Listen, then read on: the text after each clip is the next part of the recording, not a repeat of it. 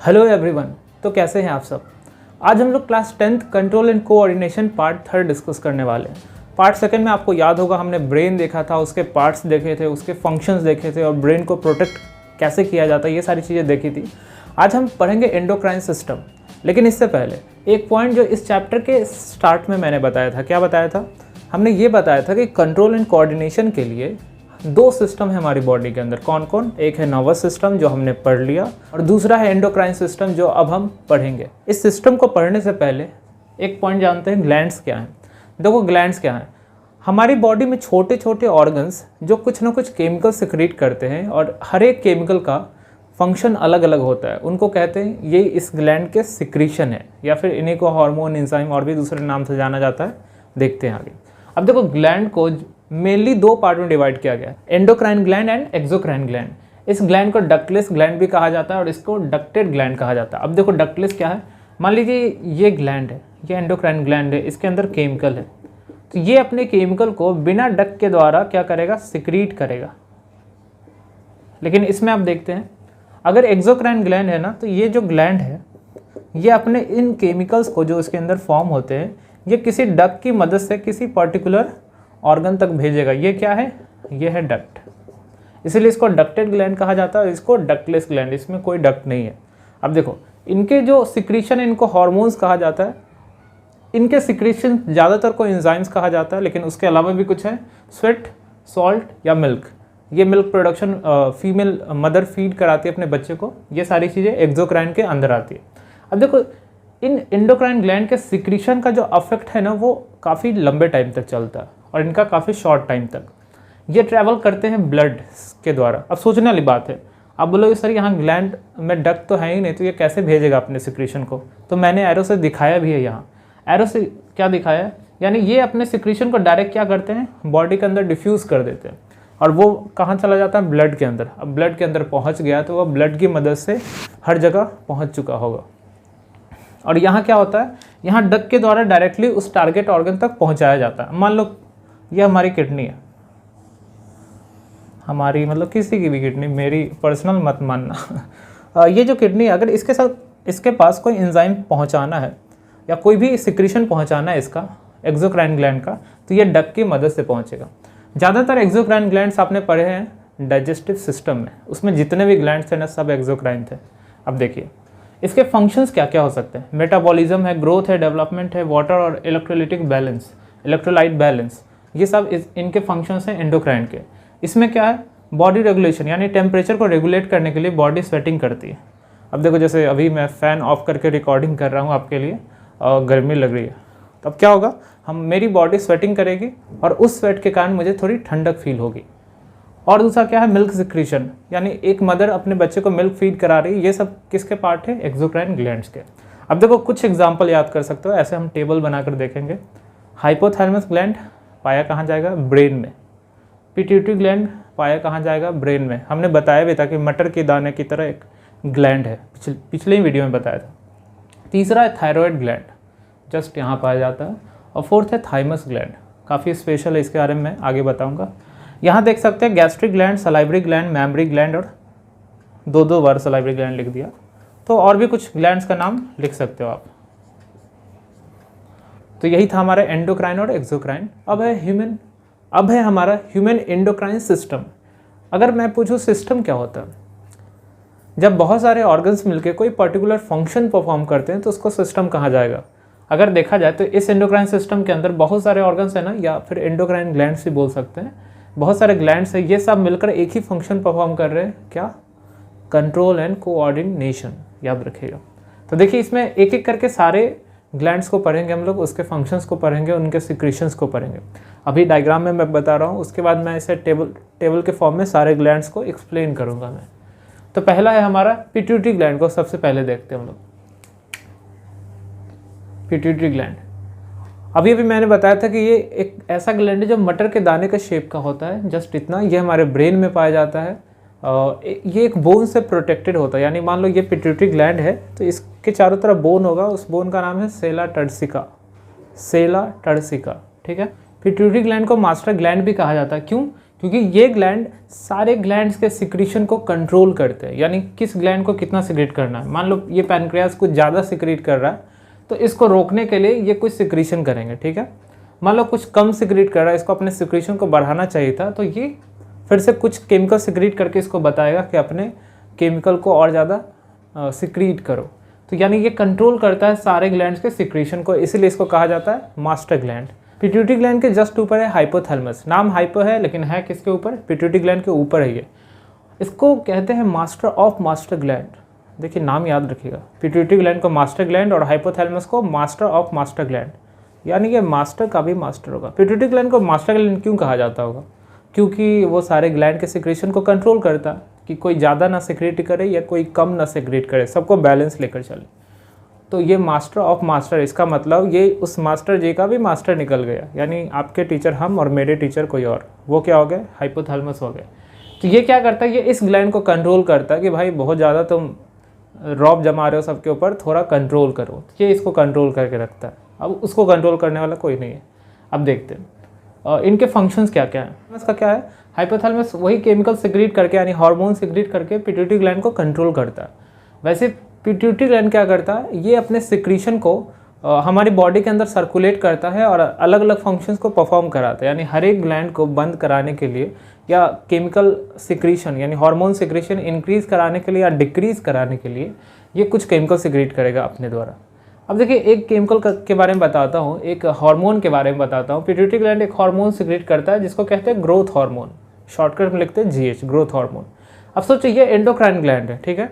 Endocrine gland हमने देखा था कहाँ सिक्रीट हो रहा था, ये ब्लड में डायरेक्ट सिक्रीशन हो रहा था इसका और पूरे बॉडी में सर्कुलेट हो रहा था। अब सोचो अगर आज से 5 साल पहले देखो तो आपकी हाइट काफ़ी कम हो गई ना, अब काफ़ी ज़्यादा है। लेकिन ऐसा हुआ है क्या कि आप रात में सोने गए और सुबह उठे तो अरे ये 2 फीट बड़े हो गए हम? ऐसा नहीं होता है। इसका मतलब क्या है कि हमारा जो बॉडी ग्रोथ है ये धीरे धीरे धीरे होता है। ये क्यों होता है? ये ग्रोथ हार्मोन के कारण होता है। ये ग्रोथ हार्मोन का भी रोल है इसके अंदर, हमारी बॉडी के हाइट को इंक्रीज करने का रोल है। अब सोचो अगर ये एक्सोक्राइन को होता तो मान लो कि एक पर्टिकुलर किसी ऑर्गन तक सिक्रीशन हो जाता किसका? इस ग्रोथ हार्मोन का। अगर ये एक्सोक्राइन होता तो डक के द्वारा सिक्रीट हो जाता कहीं, तो उस ऑर्गन को ये बड़ा कर देता। मान लो ये हाथ में डायरेक्ट एक्सोक्राइन ग्लैंड की मदद से ग्रोथ हार्मोन सिक्रीट हो जाता तो मेरे हाथ कानून से भी लंबे हो जाते, ऐसा कुछ है, ठीक है। ग्रोथ हार्मोन कम और ज़्यादा सिक्रीट होने से भी प्रॉब्लम है। ग्रोथ हार्मोन अगर कम सिक्रीट हो तो एक बीमारी होती है जिसको कहते हैं ड्वार्फिज्म। कुछ लोगों को देखा होगा ना जो बहुत ही कम हाइट के होते हैं, बहुत कम हाइट के होते हैं, 3 फीट 3.5 फीट ऐसा कुछ। अगर ये ग्रोथ हार्मोन का सिक्रीशन ज़्यादा होगा ना तो एक बीमारी होगी जिसको कहेंगे जिजेंटिज्म। ये सब डिजीजेस हैं। इसमें क्या होता है ना कि ग्रोथ हार्मोन ज़्यादा सिक्रेट होता है, उसके कारण बॉडी का कोई पार्ट ज़्यादा इंक्रीज हो जाता है, खासकर बोन एरिया। जैसे कुछ लोगों में ये जो एरिया ये थोड़ा ग्रो ज़्यादा कर जाता है, थोड़ा बाहर आ जाता है, तो इस बीमारी को जिजेंटिज्म कहते हैं, जिजेंटिज्म। नेक्स्ट है पीनियल ग्लैंड। पीनियल ग्लैंड को थर्ड आई ग्लैंड भी कहते हैं, यानी इसमें कुछ शक्ति होती है ऐसे। इसके फंक्शंस को बताते हैं तो मैं समझा पाऊँगा आपको। ये एक फंक्शन परफॉर्म करता है जिसको कहते हैं 24 hour rhythmic cycle. Rhythmic cycle. अब सोचो आपने फील किया होगा कभी, आपका लंच का टाइम जो भी होगा, आई थिंक मान लो 1 बजे मान लेता हूँ, 1 PM। 1 बजते ही आपको बहुत ज़ोर की भूख लगती होगी, लेकिन आप कहीं बिज़ी हो गए कि 1 बजे आप खाना नहीं खा पाए, तो आधे घंटे बाद आपको खाना मिला, तब आपको खाने का मन नहीं करता होगा। सोचो ये अचानक क्या हो गया बॉडी के अंदर, आधे घंटे में भूख कहाँ चली गई, यानी भूख मर गई। यानी बॉडी में कोई ना कोई ऐसा पार्ट था जो हमको बार बार याद दिला रहा था कि 1 बज गया, जाओ खा लो कुछ। तो वो कोई और नहीं, ये पीनियल ग्लैंड है। आपने बहुत बार देखा होगा कि आपका जो डेली रूटीन है, मान लो कुछ अच्छे बच्चे होंगे, ऐसे उम्मीद करता हूँ कि सारे बच्चे अच्छे हैं, कुछ बच्चे 4 बजे सुबह उठ के पढ़ते होंगे, तो उन्होंने जब स्टार्ट किया होगा ना तो कुछ दिन प्रॉब्लम हुआ होगा, 4 दिन 5 दिन 10 दिन प्रॉब्लम हुआ होगा। उसके बाद अब क्या होता होगा कि अलार्म नहीं भी बजा ना तो 4 बजे उठ गए, यानी कभी कभी तो हम ही उठकर अलार्म को बंद कराते, भाई बंद हो जाओ, या अलार्म को पहले ही ऑफ कर देते हैं। तो ये क्यों हो रहा है? क्योंकि आपका जो 24 आवर का जो भी साइकिल है, जो रिदम है, जो रूटीन है, उसको फॉलो कराने में मदद करता है पीनियल ग्लैंड। ये जस्ट यहाँ होता है, जस्ट इसके पीछे। नेक्स्ट है थायराइड ग्लैंड। थायराइड ग्लैंड, इसका नाम शायद सुना होगा, थायराइड की बीमारी कहते हैं, गोइटर कहते हैं इसकी। ये क्या करता है, ये ग्लैंड एक केमिकल सिक्रीट करता है। अब देखो एक केमिकल यहाँ से सिक्रीट होता है, उसको भी याद रखना है। पीनियल ग्लैंड एक केमिकल सिक्रीट करता है जिसका नाम है मेलाटोनिन। एक मेलानिन होता है, ये मेलाटोनिन है। तो मेलाटोनिन हार्मोन के कारण हमारी बॉडी में रूटीन हम फॉलो कर पाते हैं। दूसरा है थायराइड ग्लैंड। थायराइड ग्लैंड से एक केमिकल सिक्रीट होता है जिसको कहते हैं थायरॉक्सिन। थायरॉक्सिन, ये थायरॉक्सिन हार्मोन आयोडीन से बना होता है, यानी आयोडीन बहुत मेन कंपोनेंट होता है इस हार्मोन का।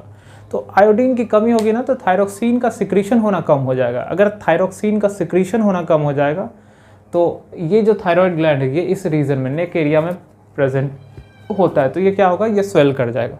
तो इसीलिए आपने सुना होगा उस बीमारी को आप कहते हैं, हम लोग जानते हैं किस नाम से, गोइटर, घेगा भी कहते हैं, या नॉर्मली लोग थायराइड की बीमारी भी कहते हैं। उसमें क्या होता है, अब देखो इसका जो काम है वो अफेक्ट होगा ना, थायरॉक्सिन का क्या काम है, बॉडी में जो मेटाबॉलिज्म है इसको सही रेगुलेट करना, इसी का काम है थायराइड ग्लैंड का।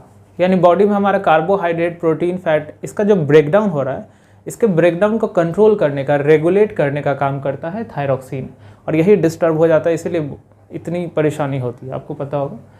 नेक्स्ट है पैराथायरॉयड ग्लैंड। अब देखो ये जो थायराइड ग्लैंड है ये बटरफ्लाई की तरह, यानी एक तितली की तरह दिखता है कुछ ऐसा। तो इस थायराइड ग्लैंड के चारों कॉर्नर पे डॉट डॉट 4 ग्लैंड होते हैं, इनको कहा जाता है पैराथायरॉयड ग्लैंड।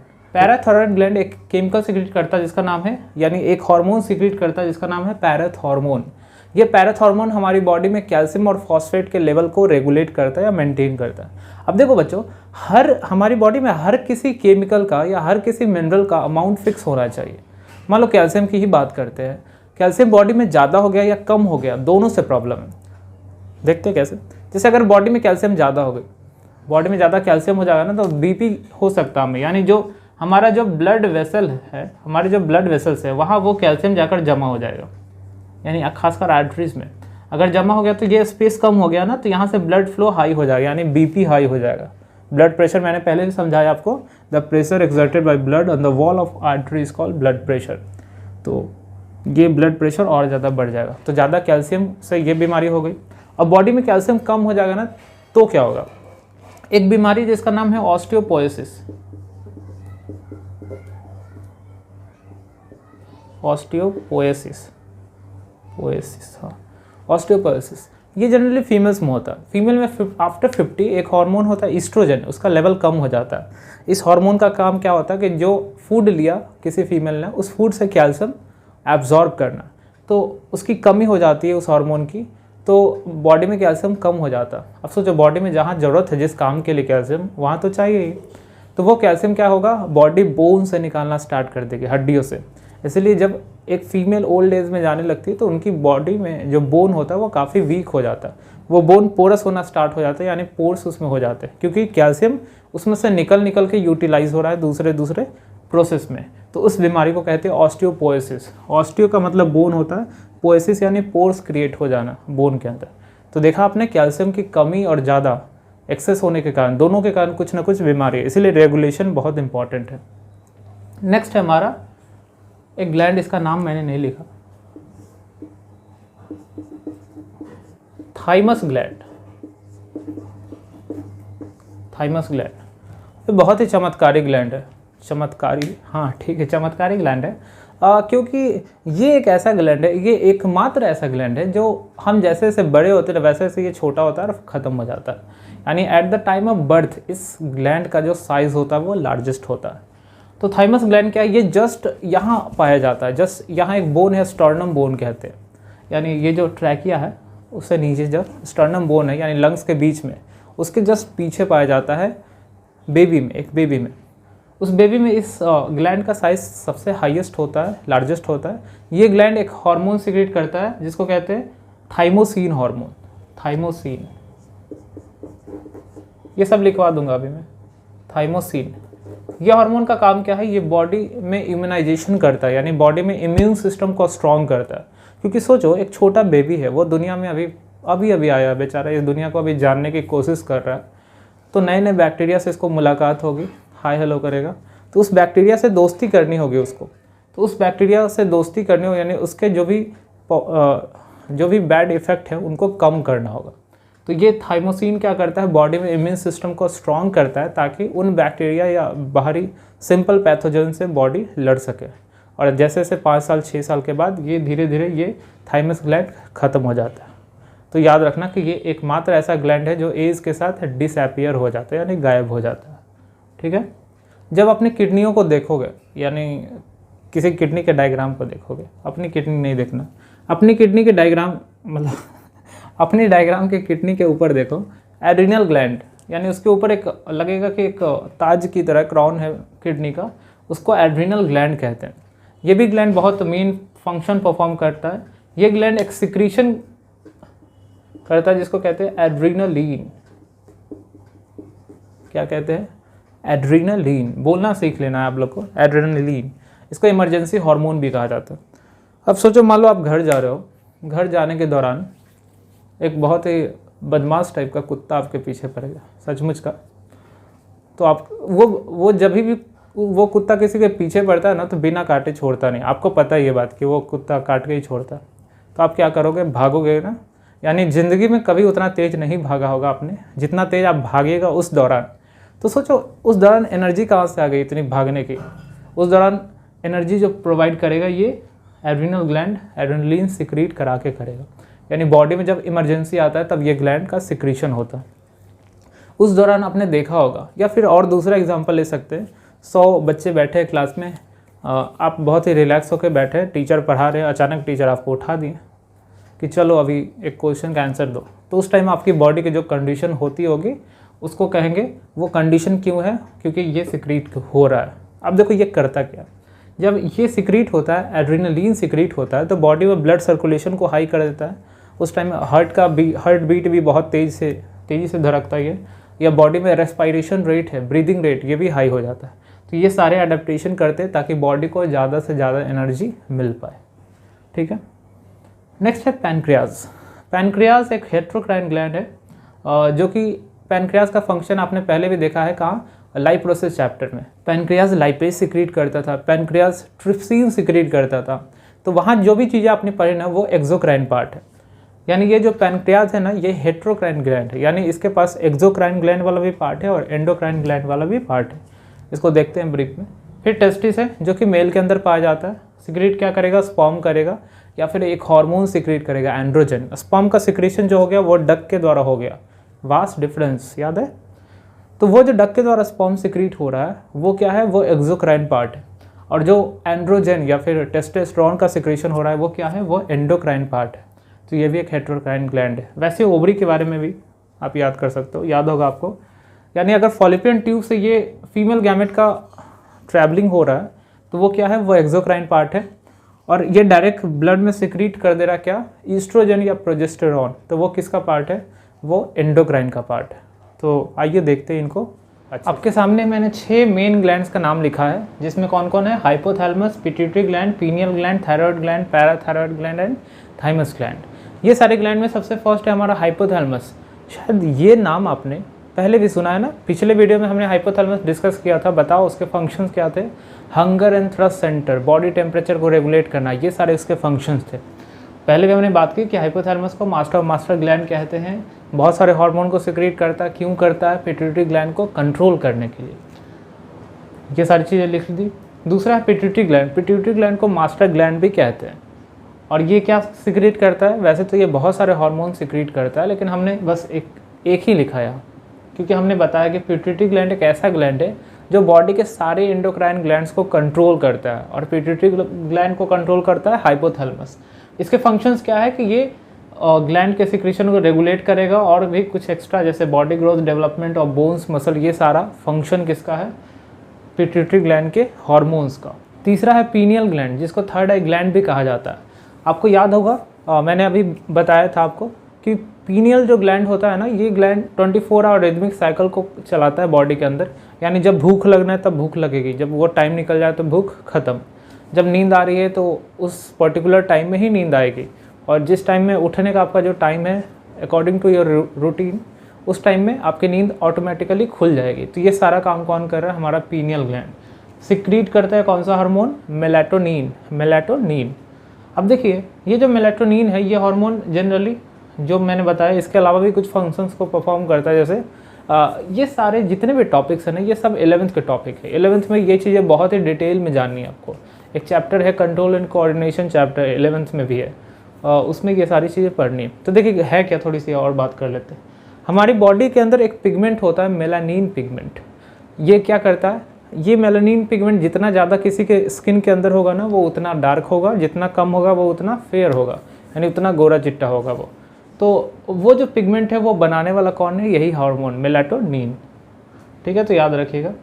फोर्थ है थायराइड ग्लैंड। ये थायराइड ग्लैंड जस्ट यहाँ होता है। थायराइड ग्लैंड यहाँ नेक रीजन में बटरफ्लाई शेप का होता है। ये ग्लैंड एक केमिकल सिक्रेट करता है, हार्मोन सिक्रेट करता है जिसका नाम है थायरोक्सिन। थायरोक्सिन को बनने के लिए बॉडी में आयोडीन की बहुत ही ज़रूरत होती है। आपने टाटा साल्ट का ऐड देखा होगा, उसमें आयोडीन बताया जाता है कि इस नमक में आयोडीन ज़्यादा है। आयोडीन से क्या होगा, हमारा थायरोक्सिन हार्मोन का सिक्रेशन होते रहेगा, क्योंकि इस हार्मोन को बनने के लिए आयोडीन ज़रूरी होता है। ये हार्मोन क्या करता है, हमारी बॉडी में रेगुलेट करता है इनके मेटाबॉलिज्म को, कार्बोहाइड्रेट, फैट और प्रोटीन के। फिफ्थ है हमारा पैरेथ हार्मोन, पैराथायरॉयड ग्लैंड, जो कि हार्मोन सिक्रेट करता है पैरेथ हार्मोन। ये इंपॉर्टेंट नहीं है लेकिन थोड़ा सा बस याद रखना। अभी हमने डिस्कस किया था कि बॉडी में हर एक मिनरल्स का रहना, एक पर्टिकुलर अमाउंट रहना बहुत ज़रूरी है। तो कैल्शियम और फॉस्फेट का लेवल को मेंटेन करता है ये पैरेथ हार्मोन। सिक्स्थ है थाइमस ग्लैंड, यानी एक ऐसा ग्लैंड जैसे जैसे हमारी एज बढ़ती है ये ग्लैंड छोटा होकर ख़त्म हो जाता है, यानी at the time of birth इस ग्लैंड का जो साइज़ होता है वो लार्जेस्ट होता है। इससे सिक्रीट होने वाला जो हार्मोन है इसका नाम थाइमोसिन मेजर रोल प्ले करता है इम्यूनाइजेशन में, यानी इम्यून सिस्टम को स्ट्रॉन्ग बनाने में। अब देखिए कुछ ऐसे भी ग्लैंड है ना जिनको ना एक्सोक्राइन कह सकते हैं ना एंडोक्राइन कह सकते हैं, तो क्या कहेंगे, इनको कहते हैं हेट्रोक्राइन ग्लैंड या फिर मिक्स ग्लैंड। देखो मैंने यहाँ नोट में लिखा है। अब देखिए 3 ग्लैंड हमने जनरली दिखाए हैं, पैनक्रियास, टेस्टिस एंड ओवरी। ये तीनों क्या है, एंडोक्राइन ग्लैंड और एक्सोक्राइन ग्लैंड, यानी दोनों है, यानी हेट्रोक्राइन ग्लैंड है या फिर मिक्स ग्लैंड है। यानी इसका कुछ हिस्सा एक्सोक्राइन की तरफ काम करता है, इसका कुछ हिस्सा एंडोक्राइन की तरफ भी काम करता है। अब देखो पैनक्रियास के बारे में, पैनक्रियास का 3% हिस्सा काम करता है एंडोक्राइन ग्लैंड की तरफ, जो कि सिक्रीट करता है इंसुलिन और ग्लूकागॉन नाम का हार्मोन। यह हार्मोन शुगर को बैलेंस करने में मदद करता है, हम डिस्कस करेंगे अभी।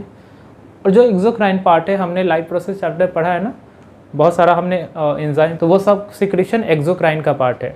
याद रखिएगा कि पैनक्रियास का 97% जो एरिया है ना वो एक्सोक्राइन है, सिर्फ 3% एरिया एंडोक्राइन है। सेकेंड है टेस्टिस। अब पता होगा टेस्टिस वासा डिफरेंशिया से स्पर्म अगर रिलीज हो रहा है तो वो एक्सोक्राइन हो गया, लेकिन टेस्टोस्टेरोन जिसको एंड्रोजन के नाम से भी जानते थे वो ब्लड के अंदर सिक्रीट होता है। थर्ड है ओवरी। ओवरी के बाद अंदर वैसे ही ईस्ट्रोजन प्रोजेस्टेरॉन हार्मोन है, जो कि क्या करता है, सेकेंडरी सेक्सुअल कैरेक्टर के लिए रिस्पॉन्सिबल होता है। वैसे टेस्टोस्टेरोन मेल में सेकेंडरी सेक्सुअल कैरेक्टर के लिए रिस्पॉन्सिबल होता है। ये सारी चीज़ें हमने पिछले चैप्टर में देखी है ना, रिप्रोडक्शन चैप्टर में। अगर नहीं देखा तो वहाँ आप जाकर चेक कर सकते हो। तो यहाँ ओवम यानी फीमेल गैमेट का प्रोडक्शन। अब फीमेल गैमेट में देखो फॉलिपिन ट्यूब के द्वारा ट्रांसफर हो रहा है, तो फॉलिपिन ट्यूब भी तो एक डक्ट है, तो ये एक्सोक्राइन पार्ट। ठीक है, कोई कन्फ्यूज़न तो नहीं है। अब देखिए कुछ एक्स्ट्रा है। अभी भी हमने बताया था कि हमारी किडनी के ऊपर एक ताज है, उस ताज को कहते हैं एड्रिनल ग्लैंड। अगर आपको इसका स्क्रीनशॉट लेना है तो आप ले सकते हो, मैं भूल जाता हूँ बाद में वीडियो बनाते बनाते, तो आप पॉज करके ले सकते हो। ठीक है, कुछ इंपॉर्टेंट पॉइंट। पहला है एड्रिनल ग्लैंड, जो कि किडनी के जस्ट ऊपर पाया जाता है। ये क्या सिक्रेट करता है, देखो ये जो हार्मोन सिक्रेट करता है इसके बहुत सारे नाम होते हैं। देखिए मज़ेदार है, पहला नाम है एड्रेनलिन, नाम याद हो जाएगा, इसके नाम से ही पता चल रहा है ना कि ये एड्रिनल ग्लैंड से सिक्रीट हो रहा है। ठीक है, इसी हार्मोन को एक और नाम से जानते हैं एपिनेफ्रीन। अब ये बताओ नेफ्रॉन वर्ड किसके लिए यूज़ होता है, नेफ्रॉन वर्ड किडनी के अंदर था ना, ये भी लाइफ प्रोसेस पढ़ा था आपने। देखो लाइफ प्रोसेस कितना इंपॉर्टेंट चैप्टर है, हर जगह लिंक करना पड़ता है, इसलिए वो चैप्टर को एकदम अच्छे से आपको देख लेना। एपिनेफ्रीन, एपी का मतलब एपिकल यानी अपर रीजन में, नेफ्रीन यानी नेफ्रीन नेफ्रॉन से आया, नेफ्रॉन किडनी के अंदर पाया जाता था, फंक्शनल यूनिट ऑफ किडनी। तो उस नेफ्रॉन यानी नेफ्रॉन वाले स्ट्रक्चर पूरे किडनी के ऊपर होता है, इसलिए इसका नाम एपिनेफ्रीन भी रखा गया। इसको इमरजेंसी हार्मोन भी कहते हैं। क्यों कहते हैं, अभी अभी हमने डिस्कस किया कि क्लास के 100 बच्चों के बीच में अगर मैं खड़ा कर दूं आपको और पूछूं कि चलो बताओ 10 दिन पहले जो पढ़ाए थे, आपके दिल की जो कंडीशन होगी, बॉडी की जो कंडीशन होगी, वो कौन करेगा? यही है वो, ध्यान से देखो, कौन? Emergency hormone. इसको एक और नाम से जानते हैं 3F हार्मोन। यानी इसके अंदर 3 F छुपा हुआ और तीनों F का मैंने मतलब लिखा है fight, fright and flight. Fight क्या है? फाइट यानी किसी से लड़ाई हो जाए तो बहुत ज़ोर से गुस्सा आता है, इतनी ज़ोर ज़ोर से पंच मारते हैं कि कभी सोचा भी नहीं था कि यार उसको इतना मार सकते हैं। तो ये फाइट, यानी फाइट के दौरान ये सिक्रीट होता है एड्रेनलिन। इसका नाम बहुत अच्छा है ना, एड्रेनलिन, ठीक है। नेक्स्ट है फ्राइट, यानी बहुत डर। अभी यानी जो क्लास में खड़ा कर दूँ तो उस टाइम फ्राइट यानी डर स्टार्ट होता है, बॉडी में डर आ जाता है, इस जिसके कारण ये हार्मोन सिक्रीट होता है। या फिर वही हमारा पुराना कुत्ता पीछे पड़ गया तो उस दौरान भी यही फ्राइट के कारण ही ये हार्मोन सिक्रीट होगा, जिसके कारण हम बहुत तेज़ दौड़ पाएंगे। अब सोचो ये अडेप्टेशन क्यों होता है ना, क्योंकि अगर हम तेज़ दौड़ेंगे तो हमें ज़्यादा ऑक्सीजन की ज़रूरत पड़ेगी। ज़्यादा ऑक्सीजन की ज़रूरत पड़ेगी क्यों? क्योंकि बॉडी में जो भी फूड है उसका ऑक्सीडेशन होगा, उससे एनर्जी बनाना है।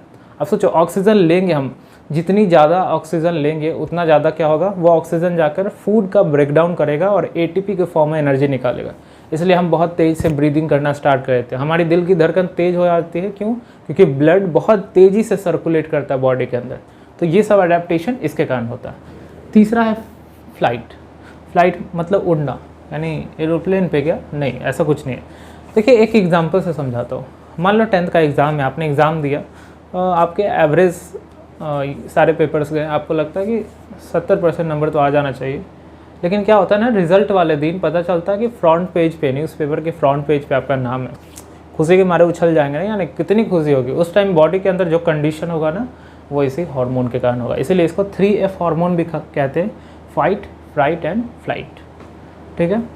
अब देखो पैनक्रियास, जब आप पैनक्रियास देखोगे ना, यहाँ मैं पैनक्रियास बना रहा हूँ, जब पैनक्रियास का स्ट्रक्चर देखिएगा आप, तो वहाँ ध्यान से देखिए तो कुछ ऐसे ऐसे स्ट्रक्चर होते हैं, लगता है ना कि एक छोटा छोटा आइलैंड बना हुआ है। यही 3% पार्ट है, यानी ये जो छोटे छोटे पार्ट है ना, ये इसके एंडोक्राइन पार्ट है। इस एंडोक्राइन पार्ट को नाम दिया गया है इस आइसलेट ऑफ लैंगरहैंस। लैंगरहैंस नाम के साइंटिस्ट ने डिस्कवर किया था, अपने नाम पे चिपका डाला इस जगह का नाम। देखो इस जगह में अगर देखा जाए तो 4 टाइप के सेल है, alpha cell, beta cell, gamma cell, delta cell. Mathematics वाले सेल है ना, अल्फा सेल, बीटा सेल आपको जानना है, गामा डेल्टा आगे पढ़ोगे आप। देखो बीटा को B से ऐसे लिखा जाता है, ये अल्फ़ा से लिखा जाता है। तो अल्फ़ा सेल जो है इसके अंदर, आइसलेट ऑफ लैंगरहैंस के अंदर, ये सिक्रीट करते हैं एक हार्मोन ग्लूकागॉन। इसी हार्मोन को हमने यहाँ भी देखा। और बीटा सेल सिक्रीट करते इंसुलिन, जो हमने यहाँ देखा। अब देखो ये करते क्या, आपने सुना होगा कि जो पर्सन डायबिटिक होते हैं उनको इंसुलिन का इंजेक्शन पड़ता है। तो देखो इंसुलिन का रोल कहाँ है, पहले ये देखते हैं। हम कोई भी फूड खाते हैं ज़्यादातर उसका ग्लूकोज में ही चेंज होता है। हम कार्बोहाइड्रेट को लेकर चल रहे हैं, यानी कार्बोहाइड्रेट को ब्रेक किया गया डाइजेशन की मदद से और ग्लूकोज में बदल दिया गया। अब हमने पहले भी डिस्कस किया था कि सोचो अगर पूरे महीने का राशन आपके घर पे आता है तो एक ही दिन पूरे फैमिली बैठते हैं और खा जाते हैं, ऐसा नहीं ना करते हैं, यानी उसको स्टोर कर लेते हैं। तो हमारी बॉडी भी जितनी ग्लूकोज बनाएगी उस ग्लूकोज में से कुछ पार्ट को स्टोर कर लेगी। कि मान लो इसका दिमाग सटका, कल पता नहीं फास्टिंग कर लेगा भाई, तब एनर्जी कहाँ से चाहिए, तब के लिए स्टोर कर लेते हैं। अब देखो उस ग्लूकोज को ग्लाइकोजन के फॉर्म में बदलना पड़ता है स्टोर करने के लिए। ग्लाइकोजन में बदला जाएगा और लीवर के अंदर जाकर ये स्टोर हो जाएगा। तो इंसुलिन क्या करता है, इसी ग्लूकोज को ग्लाइकोजन में बदल देता है। तो यहाँ ध्यान दीजिएगा आप, यानी इंसुलिन की मदद से ही ग्लूकोज ग्लाइकोजन में बदल सकता है, यानी स्टोरेज तभी हो सकता है। अब सोचो मान लो अगले दिन सटक गया मेरा और मैंने फास्टिंग कर ली। फास्टिंग के दौरान जो स्टोर फूड था लीवर के अंदर, अब उसको निकलना होगा कि चलो भाई एनर्जी देते हैं उसको। तो उस ग्लाइकोजन को फिर ग्लूकोज में बदलना होगा, क्योंकि मेरी बॉडी हमेशा ग्लूकोज से ही एनर्जी लेती है। मेरी नहीं, हर एनिमल की बॉडी ग्लूकोज से ही एनर्जी लेती है, ग्लाइकोजन से नहीं लेती। तो फिर ग्लाइकोजन को निकाला जाएगा और उसको बदला जाएगा ग्लूकोज में। तो इसका बीरा उठाया एक और हार्मोन ने, ग्लूकागॉन, ठीक है। ग्लूकोज से ग्लाइकोजन में बदलना by the help of hormone insulin, the process is known as glucogenesis. हमने बताया था जेनेसिस, सिंथेसिस, ये वर्ड जहाँ लगा रहा है यहाँ, यानी वहाँ बनना। तो ग्लूकोज से क्या बन रहा है, ग्लाइकोजन बन रहा है। Formation of glucose from glycogen, यानी ग्लाइकोजन से ग्लूकोज का बनना by the help of hormone glucagon, the process is known as glycogenolysis. देखो इसके लास्ट में लाइसिस लगा हुआ है। हमने बताया कि लाइसिस का मतलब क्या होता है, ब्रेक डाउन, याद है ना। अगर आप मेरी क्लासेस कर रहे होगे रेगुलर तो आपको पता होगा कि ये सारे वर्ड्स हमने पहले भी बताए। लाइसिस क्या है, कैटाबॉलिक क्या है, एनाबॉलिक क्या है, आपको क्लियर हो गया सब। तो देखो ग्लाइकोजन का लाइसिस यानी ब्रेक डाउन हो रहा है और ये ब्रेक होकर ग्लूकोज में चेंज हो जा रहा है, इसलिए इसको कहते हैं ग्लाइकोजीनोलाइसिस। ठीक है, तो देखो यही प्रॉब्लम होती है। जो पर्सन डायबिटिक हो जाते हैं ना, उन पर्सन में इंसुलिन फॉर्मेशन बंद हो जाता है, यानी पैनक्रियास का कोई प्रॉब्लम हुआ या बॉडी में कोई भी बदलाव हुआ जिसके कारण इंसुलिन प्रोडक्शन नहीं हो रहा, तो उनके ब्लड में शुगर लेवल बहुत हाई होता है। क्यों? क्योंकि जिस शुगर को स्टोर होना था वो स्टोर हुआ ही नहीं, वो घूम रहा है ब्लड के अंदर, तो इसीलिए उनमें ग्लूकोज लेवल हाई हो जाता है और वो सारा ग्लूकोज यूरिन के द्वारा पास आउट हो जाता है। तो बॉडी में किसी टाइम में ग्लूकोज बहुत ज़्यादा था और सारा का सारा ग्लूकोज निकल गया, इसलिए उनको ग्लूकोज की कमी हो जाती है। तो इसीलिए उनको इंसुलिन का इंजेक्शन दिया जाता है ताकि जो ग्लूकोज है उसको ग्लाइकोजन में बदल के स्टोर किया जा सके। तो यही प्रॉब्लम है, इसीलिए इंसुलिन का इंजेक्शन दिया जाता है। ठीक है, तो यही था हमारा एंडोक्राइन सिस्टम। आपके लिए क्वेश्चन मैं दे रहा हूँ, what is the need of endocrine system. हमने पढ़ा था ना कंट्रोल एंड कोऑर्डिनेशन चैप्टर में कि नर्वस सिस्टम और एंडोक्राइन सिस्टम दोनों का रोल है कंट्रोल एंड कोऑर्डिनेशन में। तो मेरा ये क्वेश्चन है कि अगर नर्वस सिस्टम है ही तो ये दूसरा क्यों आया, एंडोक्राइन सिस्टम क्यों आया।